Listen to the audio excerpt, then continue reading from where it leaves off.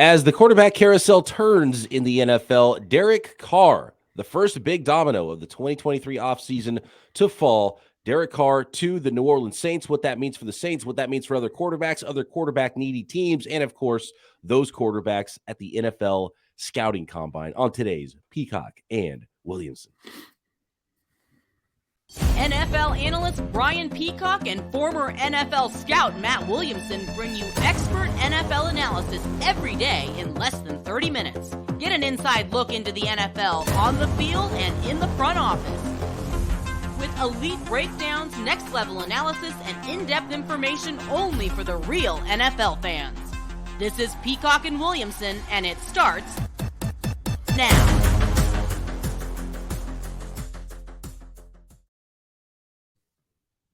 Welcome to the Peacock and Williamson NFL Show. Brian Peacock alongside Matt Williamson at BD Peacock at Williamson NFL. Thanks everybody for making us your first listen on the Locked On Podcast Network, your team every day. And there's good timing here. About an hour ago before we started recording, Matt, on Monday morning, Derek Carr, the news broke. He will be a New Orleans Saint. And it's pretty important because there's a lot of teams that might have had Derek Carr as their plan 1A or their plan B or plan C.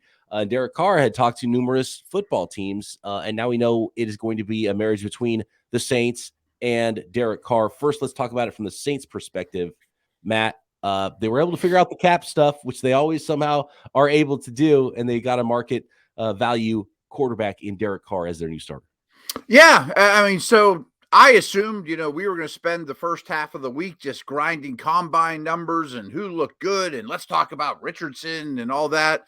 And, of course, the NFL never fails to throw us something good. Right before we hit record, there's the Carr news, as you mentioned, which is great. And this is going to be a busy week. I mean, 1 week from now, basically, free agency opens, so guys like Eric Kendricks getting cut. Not that that's, headlining news, but there's going to be tons of little roster moves here and there. A couple of these free agents, like a Kendricks, like a Bobby Wagner, just like Carr, can get signed ahead of time. You get a little bit of jump on the competition. So first off, let's talk Saints. As you said, I think it's a very good fit for Carr, but I wonder, where does this leave the Jets? Where does it leave Aaron Rodgers? So there's always ramifications of these things. And if I'm not mistaken, Jameis Winston's still under contract with the Saints, right? While we've recorded, yes, but I think he's going to be a cap casualty. Rumor has it, it's probably in the next 24 hours he's gone. I assume they need his money to just give it to Carr as well. So I think he'll be on the open market, and I wonder if he gets some attention too. For Derek Carr and the Saints, it looks like 30. Oh, no, that's his old base salary. Have you seen the numbers for the I have not seen the numbers yet. Yeah. According to Ian Rappaport, this is about as detailed as I've seen for the new contract. It's a 4-year deal with a big QB number coming. They'll make it work with their cap situation. So 4 years spread out over 4. I would imagine the first year's low, backloaded, and they'll worry about more cap stuff later, as they always do. Yeah, you're right. I'm sure they're kicking the can down the road. Does that mean Carr? I mean, people should know this by now, but I assume, again, we're commenting on a contract we haven't seen. Does that mean Carr will be a Saint 3-4 years from now? Not necessarily, I'm sure. He'll probably have to perform well for them to pick these things up, and I'm sure they have some outs. But they are spreading things around. And I don't know about you. I mean, there's going to be tons of change in this division, but I like the fit. I think it's a big upgrade from what they did last year. They've invested, obviously, 2 first-round picks last year on offense, on a tackle and a receiver. I think a guy like Shaheed is a quality find for them. I think their O-line's still in good shape. I think you could probably milk another strong year out of Kamara, and Carr can kind of facilitate this thing. They still have a first-round pick, because of the Sean Payton situation. So just when you kind of looked at the Saints and thought, man, they could be in for some really rough years.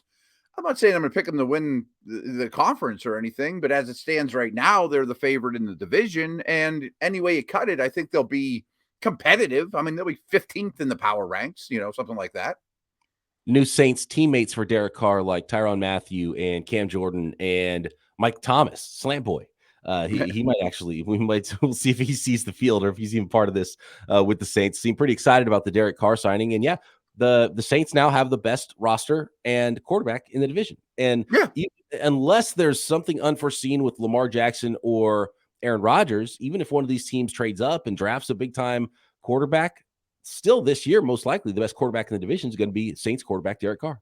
Yeah, right. I mean, there hasn't been any well, I guess Rodgers could end up in Carolina is the one link. And hey, I'm glad you mentioned Lamar. Maybe he is in Atlanta or who knows. And I don't know. I mean, do those two owners and front offices in those two towns, Carolina and Atlanta, all of a sudden up their ante a little bit if they're talking trades for those guys? I mean, is it going to be a power race situation? I mean, going to keep up with each other's teams? I look at Tampa and think they're in trouble. This is rebuild time all the way. The best they'll be is Jimmy, but I bet it's more of a, really hit rock bottom for Tampa. But I think the Saints will be in it. Yeah, there was talk. I think it was Bruce Arians before the combine was basically like, "Yeah, we're good. We're going to roll with Trask. We feel good about it." Okay. And Bucs fans are talking about tanking with Trask right now for a top pick in the 2024 draft. So we'll see what that ends up looking like, and potentially trading some other players. So I don't know the plan there with the Tampa Bay Buccaneers, but obviously they're further behind the other teams in the division for drafting a quarterback as well. When you consider where the Panthers might have a chance to move up, where those two other teams are 8 and 9 in the draft, the Falcons and the Panthers. And we had talked about how before the Carr signing, if there's been some smoke with the Atlanta Falcons and Lamar Jackson, said we didn't really like the fit that much, but there continues to be smoke with that. They would be the best team in the division. Let's say they still make that move now. You just plunk Lamar on the Falcons. I think the Saints roster is better outside of quarterback. Then who wins the division for you? Who's the better team? Well, I think Atlanta has by far the best offense in the division. I mean, especially if it's just for draft picks. It doesn't cost you London or Pitts. I mean, they still could franchise McGarry, keep that line there, the running game. I like the Jackson fit on that offense. I mean, I think they would get a lot out of that position. Be really, really hard to play against. I think he's a good offensive-minded coach. Their defense is junk, but they should be able to control the time of possession and make things a little easier on them. I would probably go Atlanta. A Jackson added Falcons team minus draft picks versus Saints team as currently constructed. I'll take Atlanta. And while Carr is good for the Saints and smart for them, and we'll talk about the Jets and the Raiders and some other teams in a minute, smart by the Saints if they wanted Carr to move quickly and make sure that happened. Yeah. Get him. He's not scary, though. So you're a team in the division. You're like, oh, they got Carr. Maybe they win the division this year. But we think long-term we're going to get a guy who ends up being better than Carr. Yeah, if you're Carolina and you end up with Richardson or Stroud or something like that, like maybe we can compete with them and then go past them. They're not this juggernaut in the division. You mentioned the Jets. I guess do you want to talk Jets Raiders next subject? It's a tough one. Let's talk Raiders really quick here. Okay. I think the Jets conversation might be a little bit longer. The Raiders, who had already given up Derek Carr here, there would seem to be, and just reading the tea leaves kind of around the NFL with certain teams and with certain reports, it sounds like the Raiders still kind of want to win. And so a veteran quarterback is going to happen there. And look, they need it because they don't have enough quarterbacks in house. So they got to add somebody. But it's what level of quarterback? And there's been some connection with Aaron Rodgers there too. Yeah, you know what? Let's wait on this a second because there's Mac Jones rumors too now. Right, Mac Jones trade. Right. Let's wait on this for 1 second, just because it could be a longer conversation. How the Saints move with Derek Carr now ties into the Raiders, ties into the Jets, Rodgers, Jimmy. Any other trades potentially, the NFL draft, it all kind of goes together. And that's why it's so important to start having these dominoes fall. And the first one is now Derek Carr to the New Orleans Saints. But what about the Jets? What about the Raiders? What about Rodgers? Next. Today's episode brought to you by our very good friends at Built Bar, who take very good care of us and help you take good care of your health by giving you a delicious treat where healthy is actually tasty. If you're looking for a delicious bar that won't that doesn't have all the fat and calories, but is high in protein, that won't wreck your macros for your diet, then you got to try Built Bar. But you really feel like you're getting a treat. You feel like you're getting a snack when you reach for a Built Bar. That's what makes it so easy to stick with Built Bar as your go-to snack, because it won't wreck your diet. High in protein, low in sugar, low in calories, low in fat. It's got all the combinations you're looking for. And what makes them so great? Well, most of Built Bars are covered in 100% real chocolate too. That's right. Actual, real, delicious chocolate that really sets them off and sets them apart from other bars. Unbelievable flavors. I don't know how they do it, but churro, peanut butter brownie, coconut almond, the newest flavors at built.com I'm looking at right now. Vanilla cream is back. Only 140 calories in that with 17 grams of protein and only 4 grams of sugar. How about Built Puffs, brownie batter puff, salted caramel? Looks like the maple donut puffs are already sold out and no longer on the website. So you might have missed out on that one, but always awesome seasonal flavors and varieties of Built bars that you can find at built.com and your local store shelves as well, like Walmart and Sam's Club. 4-bar boxes in the pharmacy section at Walmart and a 13-bar box at Sam's Club of hit flavors like brownie batter and churro. And you can thank us later. And of course, find all the flavors and varieties at built.com. Okay, Jets, Raiders. So basically, if we're compiling all the reports here, and it was looking like Derek Carr was plan B kind of for some teams out there. Yeah. Maybe plan A only for the Saints. And so the Saints went hard, got him early. So now the Panthers don't have a fallback. Now the New York Jets don't have a fallback for Derek Carr. And particularly with the Jets, it was looking like, okay, Aaron Rodgers, they have to wait, but he was plan A. Then Derek Carr was plan B. And then who knows, maybe Garoppolo, maybe somebody else was plan C for the Jets. And that's what I'd heard at the combine was that right. was kind of their 3 in that exact order, And now you take plan B out of it. So that's right. a big difference from Aaron Rodgers to Jimmy G. And the Raiders, they've been linked to, according to Dan Graziano, I believe it was who reported that the Raiders' plan A was also Aaron Rodgers, but their plan B also having given up already Derek Carr, Jimmy G, the connection in New England with McDaniels and Jimmy Garoppolo. He'd be the stopgap starter for the Las Vegas Raiders in 2023. But if Rodgers either stays, because now there's 4 options, it looks like for Rodgers. Maybe there's some other suitors out there that we don't know about, haven't been as reported as strong. But it seems like retirement, stay with the Packers, which seems like the least likely now of all of them, Jets or Raiders for Aaron Rodgers. Does it feel that way to you? It does feel that way to me. And I wonder, it's just, podcasting is weird because sometimes another shoe drops as soon as we, stop recording or whatever. Like, do the Jets know I got a Rodgers deal locked up now? Or, you know what I mean? Yes. Did that already happen? And the Jets informed Carr and they're like, hey, thanks, Derek, for coming to meeting with us, but we're going to go in a different direction because they've got word, but it's just not public yet. And so Carr's like, cool, I'm going to the Saints. And that's done deal. I'm happy. The dominoes all fall. We always talk about quarterback musical chairs. I mean, I think the music is really playing loud right now on the quarterback musical chairs, and maybe these next 24 hours has a big ripple effect, or there's more things to happen. So that being said, I mean, knowing only what we know now at 12:30 Eastern here on Monday, all I know is Carr's off the market. I'm a little uneasy if I'm a Jets fan. Like Rodgers is either going to cost me a wealth of draft picks and a ton of money, or I'm going to take a noticeable step down. Not that Carr wasn't a step down to Jimmy, assuming Jimmy's on board and wants to, be the Jets starting quarterback, and maybe Wilson's still out there, hopefully getting better. But it doesn't scream Super Bowl with Jimmy, and it doesn't scream value with Rodgers. Like it might be tremendous, but boy, he's going to cost me stuff. And Jimmy to the Jets doesn't feel as good of a fit as it did with the old offensive coordinator. And the new offensive coordinator runs a similar offense, similar tree, terminology is kind of similar, right? And Robert Saleh was the defensive coordinator when Garoppolo's with the 49ers, but they don't have the passing game coordinator, Mike LaFleur, anymore as the play caller like last year, where it would have seemed like even more of a natural fit for Jimmy Garoppolo to come right in. I'm sure it won't be, that much different, especially if Robert Saleh thinks highly of Jimmy G, but that will be interesting how that all comes together. And if you're, because we did this episode earlier on in the offseason, Matt, where we projected the landing spots for all the players and all the teams, it would still seem like obviously Carr to the Saints now is locked in, but Jimmy G to the Raiders, Rodgers to the Jets would be the most likely scenarios at this point. I think so. So let's switch it real quick to the Raiders. Say you're a huge Raiders fan.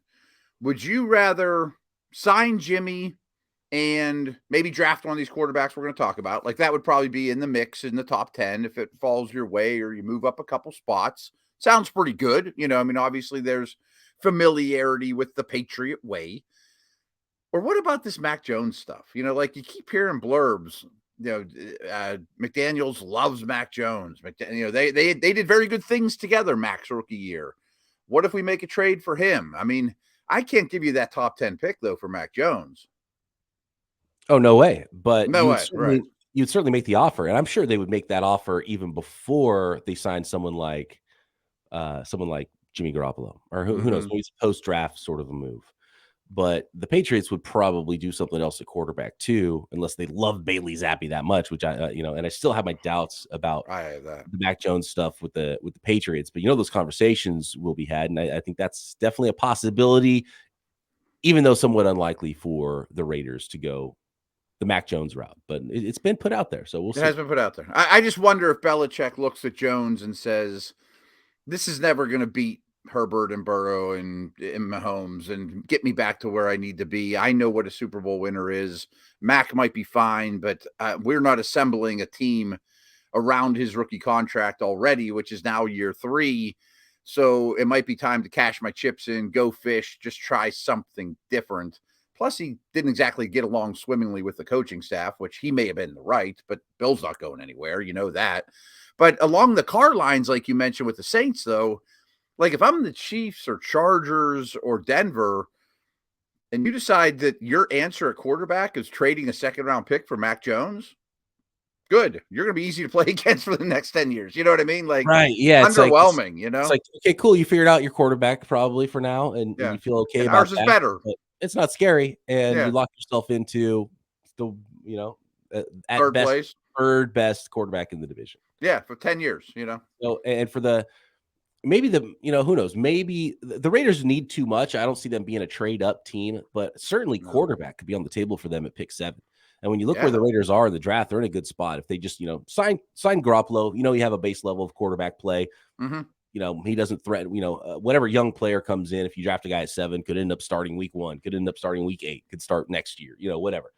He's a good mentor. He's proven to be a pro and be a player that could do that and help you win some games maybe in the process. So that's why it makes sense for the Raiders, because it doesn't lock them into anything. They're still maneuverable in the draft. They can move down, or they could sit at 7 and take a quarterback, because you look at maybe 4 quarterbacks now that are going to go in the top 7. And if a team like Tennessee or Carolina trades in front of the Raiders to make sure they get their quarterback, well, then that means maybe it's Jalen Carter, maybe it's Will Anderson, Tyree Wilson. There's going to be a player for them at 7, one of the top defensive players in the draft or one of the quarterbacks in the draft. That's what I was sitting here thinking, is if I'm a Raiders fan, I'm rooting for Jimmy, and that's Devontae Adams, probably franchise Josh Jacobs, should have a pretty good offense with Jimmy. And I'm staying put at 7. If one of the quarterbacks is there and I love them, great. If they're not, that probably means Jalen Carter is or Tyree Will, right. So that's all good too. And then we deal with quarterback next year, and we might go 8-9, 9-8 this year, build some more things, build our lines a little bit more through the draft and free agency, and hope to get our quarterback a year from now. Like, that's my answer. Trading for Mac Jones to me was not waving the white flag, but the rest of the vision says thanks. Yeah, unless, maybe McDaniels is like, oh my gosh, what I saw from him as a rookie, we're talking we're talking top 10 type guy, Tom Brady light. That's how much I loved him. And like, he's everything we would get in Jimmy G, we would get on a rookie contract, except for more physical gifts. Better arm, better deep ball, whatever, with Mac Jones. And so boy, did the Patriots screw him up last year. Like, if he kept doing what I was doing, he'd be fine. And we can get him for a second. He was totally worth the 15th pick in the draft. If that's the way McDaniels feels about it, maybe there's more there. And that wouldn't, you trade second for, I didn't expect to talk this much about the Raiders today. No, me either, but they're interesting. Let's say you trade a second for Mac Jones, and then you end up being bad, and you got another top 10 pick next year. Well, that doesn't prevent you from taking a quarterback then either. And you didn't really do anything to damage your franchise long term. You still got a first round stud player this year, and you didn't go into future drafts with trade compensation. You could still take Will Levis at 7. You could still do that too, and you still get Jalen Carter. You're right. Let's have the best situation and the best competition at the most important position in sports. Yeah. That's not as bad as I made it out to be. It's just, if it's a second straight up for Jones, if that would happen, Josh McDaniels deep down's like, he's worth way more than this. I mean, He might even be less than that. You might even do a conditional pick. It could become like a third next year or something crazy like that too. Who knows how? If put it this way, if New England's even considering trading him, because that's kind of what the thing is with young quarterbacks. It's like, okay, if the team that has you is willing to trade you, because you wouldn't trade a young quarterback that you thought was a star, you wouldn't trade that for $1 million draft picks. So if you're even considering it, then that like usually I'm not trading Kenny Pickett for any of those things. And right. I mean, I'm saying, not that I'm projecting him to be a superstar, but like, if you offer me a second and third for Kenny Pickett right now, I'm like, that doesn't help me. No, because what he could become is worth way more than that. Yeah.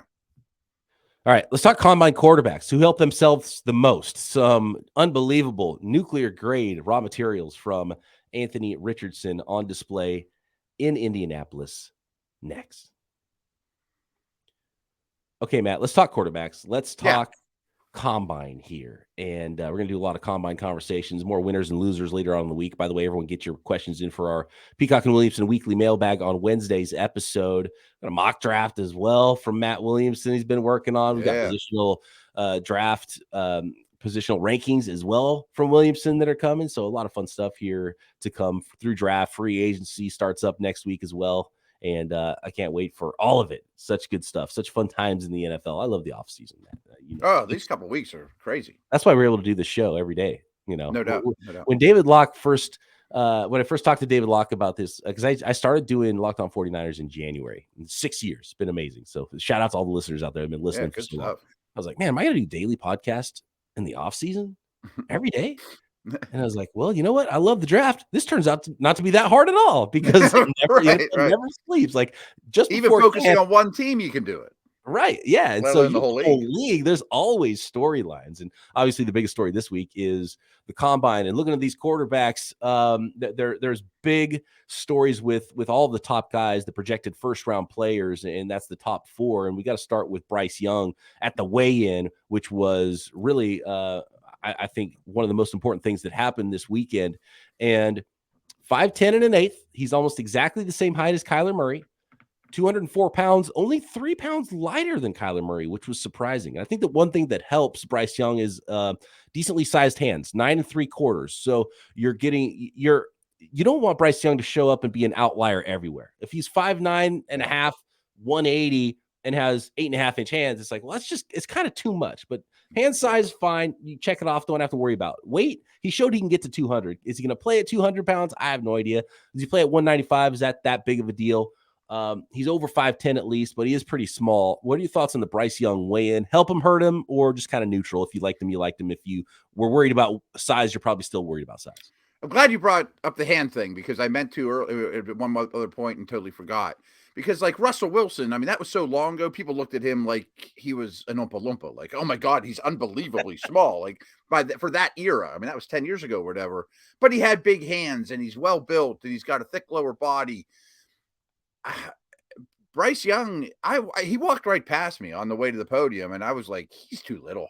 I'm sorry. I mean, he's how big is Bryce Young compared to your teenage son?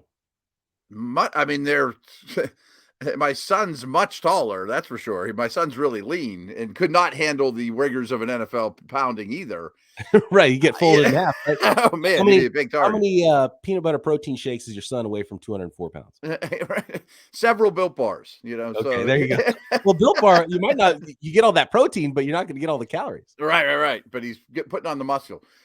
But I don't want to harp on the Young thing because he's a tremendous player, and I might take him first overall if it was up to me.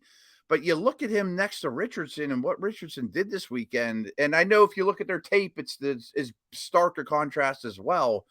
But I just look at them like, who's going to be more effective in week 14 every year? You know what I mean? Or into the playoffs, or when the snow's falling and it's wet and sloppy, and it's just a big physical game, and he doesn't look it. It's tough. If you love Bryce Young and you're willing not only to draft him as high as number 1, but trade up multiple picks to go get him, you have to think that he's basically Joe Montana, right? Because his physical gifts are, he's athletic, but he's not Anthony Richardson. He's got a cannon, or he's got a good arm, but he doesn't have Will Levis's arm. You know, he doesn't have Mahomes' arm. He doesn't have Josh Allen's arm.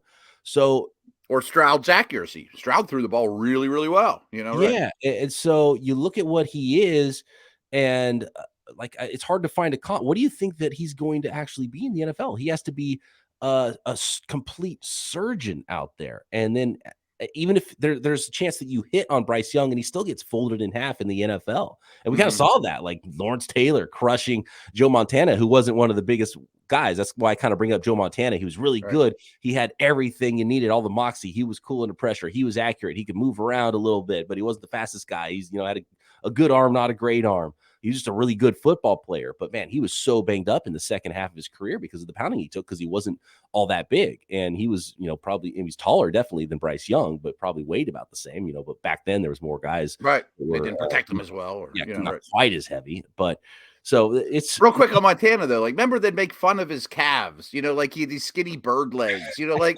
right. That stuff kind of matters though. You need that armor on your body. I mean, of course you'd take Montana's career. I mean, but he broke down at the end. I mean, and they all do. I mean, Father Time's undefeated with these guys. It's just, I don't question Young's game at all. It's just the durability. Right. It's durability. We've seen short quarterbacks. When you point to quarterbacks, especially, I can't think of a quarterback that's under 6 feet tall that is really, really good working from the pocket. They almost all have to get out on the move and make some of their best plays, whether it's Kyler Murray or Russell Wilson or even Doug Flutie back in the day, right? Sure. The style of play is different. It's so size does matter from a longevity, from a physicality standpoint, from just getting a clear picture of a really fast game that's so much faster in a lot of ways. It's a completely different sport than college football, especially when you're playing in front of, behind an offensive line like Alabama's. So let's move on here, because really the Young, the Bryce Young stuff hasn't changed. We knew he's little. We can debate that forever. I would say neutral. If you liked him, you liked him. If you didn't like him, he was too small. He didn't, show up 6 feet tall, 250. Right. Yeah. I promise when he gets to training camp, he won't be over 200 pounds, though. I mean, right. You can assume he's 5'10" and an eighth, and will probably play in the 190s somewhere. Yeah, and that's an outlier. If you're comfortable with that, so be it. I thought his stock went up a little. I mean, it's Monday right after the combine. It's easy to overreact to what you saw. But I really like the way the ball came out of his hands compared to the other quarterbacks, his accuracy and just delivery. I mean, he's an NFL passer. I don't know what, other than accuracy, what lights you up about Stroud. But he checked all the boxes this weekend and threw the ball as well as anybody, if not better. He did throw a couple of deep balls, like a little short, maybe, and maybe it's a timing thing, or just kind of got a little too much air under it. He doesn't have a crazy power arm, but he's got a good arm. You check off the box of, can he make the throws? Of course, CJ Stroud, good arm, really good accuracy. He showed that in college as well, so nothing surprising there. Good size, 6'3", 214. He didn't run at all, big hands, so probably very neutral for CJ Stroud. Everything you thought of him before, you probably still think of him after. Yeah, you just kind of confirm it, and I don't know how his interviews went and any of that stuff, but I've never heard any red flags. Will Levis, 6'3", just a hair under 6'4", 6'3" and 7/8, 229, huge hands, almost 11-inch hands, and just showing off his cannon arm. He's got a great arm, throwing it all over the place, and I thought he probably helped his stock more than hurt it, but pretty much what you would have expected from Will Levis, and was functionally accurate, which is pretty key for him in the throwing portion of things. Didn't run, but just by showing up and showing off the guns and showing off his right gun, especially, I thought was pretty good for him, and locked himself into probably what's going to be a top 11 pick at the very least, and maybe a top 4 pick. Yeah, I mean, I'd be shocked if he gets out of the top 9 with Carolina at 9. 100% right. It's good to see these guys in person. Just makes you say, that looks like an NFL quarterback. Kind of everything we didn't say about Young, to be honest with you.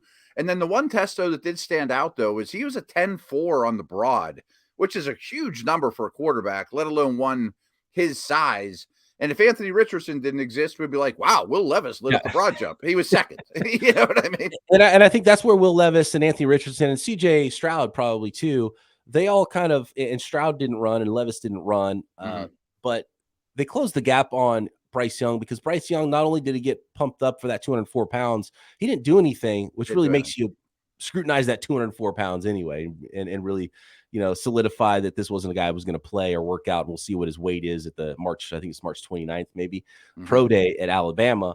And then a guy like Anthony Richardson steps up, and I mean, just unbelievable stuff. We're talking 6'3" 3/4, 244 pounds, huge hands, 10.5-inch hands, long arms, 4.43 40 time, 1.53 10-yard split, 10.9 broad jump, besting Will Levis that we thought was a really good jump for him, and then 40.5-inch vertical. That's this crazy. Guy's ridiculous, Matt. The tape is all over the place. You see big time plays, big time runs, big time throws, but you can make a really impressive low light tape for Anthony Richardson as well. Only 1-year starter at Florida. So there's some red flags here, and you don't want to double count the athleticism that you already knew was there for Anthony Richardson.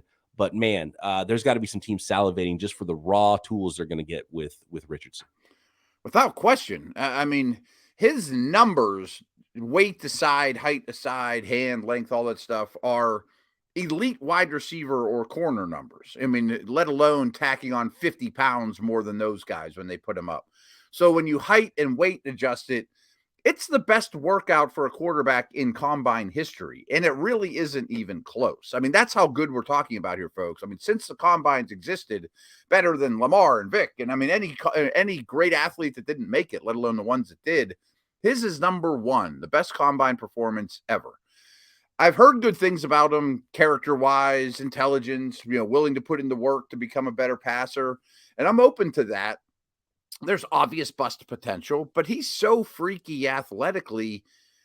Don't you think from day one he could do Justin Fields stuff this year and then go from there? And no matter where he lands, he'll have a better supporting cast than Fields did this past year. Yeah, it's hard because then you get into do you sit him, but then he needs reps because he hasn't played enough football, or do you play him, use the legs, and try to develop him that way on the fly? So that's the tough thing that a team has to decide on.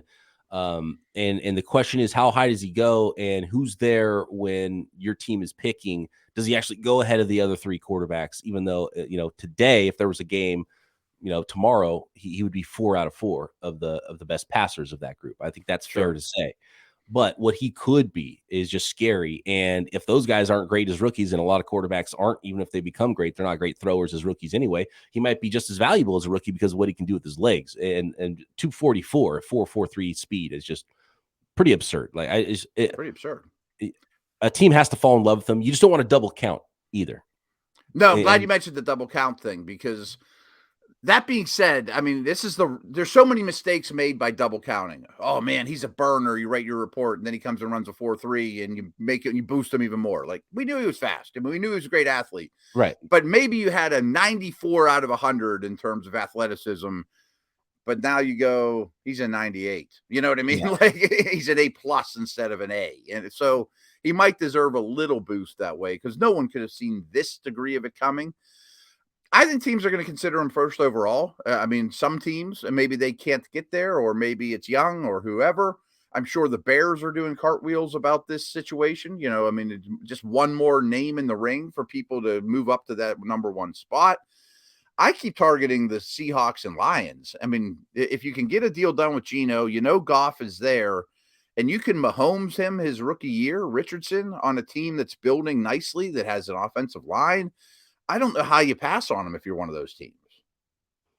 It's going to be really fun to see how you place these guys in your latest mock draft too, Matt, because I could see, I wouldn't be shocked at all if post-draft we get the reports that are like, I talked to 10 teams and all 4 quarterbacks were the number one on all 4 lists, and all 4 quarterbacks were the 4th on different teams' boards as well. Yeah, and I think a lot of it's just what kind of offense are you playing? What area of the country in? Are you in a dome? Like Bryce Young to Houston in the South sounds a lot better than Bryce Young to the Patriots, you know what I mean? Or the Giants, or a team like that, where Richardson, of course, fits in anywhere, but how patient are you? What's your plan? So it is interesting, and I'm warming up to these top 4 more than I thought I would a little bit. And to bring it back to, say, the Raiders, it gets a lot easier to take Anthony Richardson if all three of the other quarterbacks are off the board and you're sitting on the clock and Will Anderson's gone. And it's like, well, we got to take a swing on this because this is too ridiculous not to just try to develop in Anthony Richardson. So that's why I don't think he gets past basically 7. You're probably right. Yeah. Unless maybe the quarterbacks slip a little bit more than we expect to, because I mean, we saw what happened with Malik Willis last year. And Anthony Richardson is raw. And you go back to the tape. He's not the best quarterback in this class on tape. He's not. No, not even close. But I mean he's whatever we saw. A lot of these guys come in and be able to rely on athleticism for a year or two. You know, I mean, look at the progress Jalen Hurts made in a year. Josh Allen was a bad quarterback for a while. You know what I mean? For a nice long while. Yeah. Yeah. I don't know. I'm enticed. It's going to be fun. I can't wait to see where Matt places him in his latest post-combine mock draft. Of course, we're going to have tons of mock drafts, tons of draft conversations, Matt's positional rankings, as well as free agency coming. We got you covered every single day here on the Locked On Podcast Network. And make sure you get involved in the P&W mailbag episode Wednesday at BD Peacock at Williamson NFL. Talk to you then right here, Peacock and Williamson.